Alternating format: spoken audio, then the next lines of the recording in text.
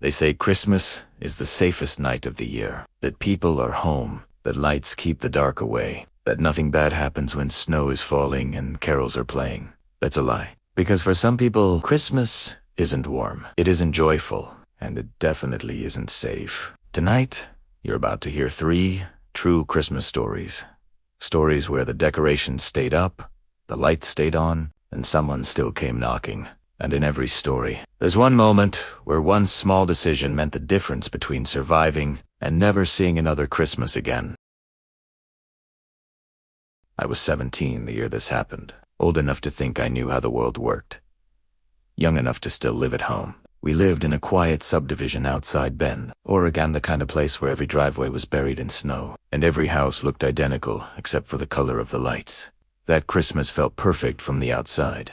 Inside the house, my family goes all out, uncles arguing in the kitchen, cousins running wild, kids hyped up on sugar, Christmas movies playing so quietly they were just background noise. I didn't really belong to any of it. I was the quiet one, the observer, the one who floated along the edges pretending to help while counting down the hours until it was over. That's when she walked in, my cousin Leah, and behind her, a man none of us had ever seen before. She introduced him as Mark. She looked happy, that nervous, glowing energy people get when they bring someone new into a room full of judgment. Mark didn't look nervous at all. He looked prepared. Mid-30s at least. Neatly trimmed beard. Hair, too, styled for a family Christmas. A sweater that looked like something you wear to blend in, not something you'd ever actually choose. But it wasn't his clothes that stuck with me.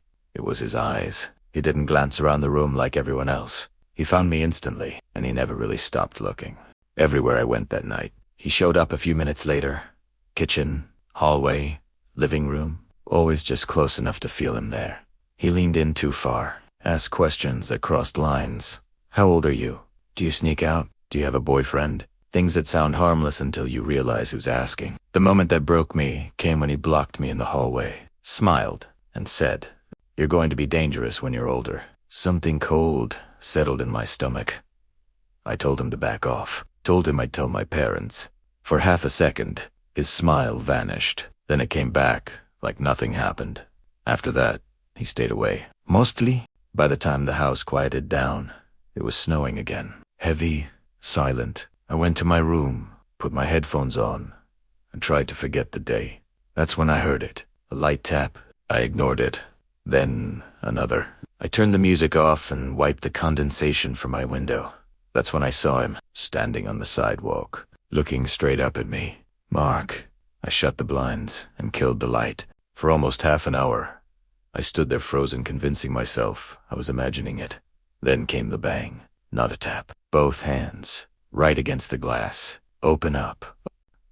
In. My dad caught him outside my window. No jacket, no gloves, just standing there like he belonged. When police searched him, they found things that made my blood run cold. Knives, fake IDs, drugs. That night taught me something I've never forgotten. If your gut tells you something is wrong, listen, because hesitation is what predators rely on. This happened years later. Different city, different life, same time of year.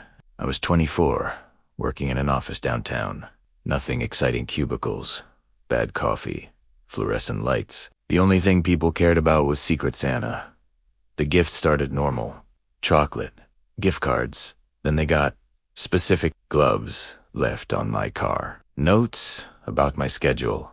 Then one night, I found a gift inside my locked car, and later, a USB drive. The videos on it weren't security footage. They were recordings of me, walking alone, looking over my shoulder. The last video ended with a whisper. "You never say goodnight." That's when the knocking started. He said he was hurt, said he needed help. I didn't open the door, so he broke it down. I survived because I ran barefoot into the snow and pounded on my neighbor's door. They never found him, and I never participated in Secret Santa again. This one happened on Christmas Eve. I was alone in my parents' house while they were out of state. Snow falling, lights glowing, everything looked safe. Then my phone buzzed. Package delivered. There was no package, just a man on my porch. Later that night, he came back, not to knock, to break in. I hid in a closet while he climbed the stairs. He was inches from me when sirens hit the street. The police said he'd been watching the neighborhood for days, waiting, testing doors. Christmas lights don't scare criminals. They attract them. Every one of these stories has something in common. A warning sign, a moment of doubt, a choice. If you ever feel like something is wrong, don't ignore it. If you hear a knock at night, you don't owe anyone an answer. And if someone tells you to open the door, don't. If this story kept you watching until the end, make sure you follow and share it with someone who needs to hear it. Because the next story might happen closer to home than you think.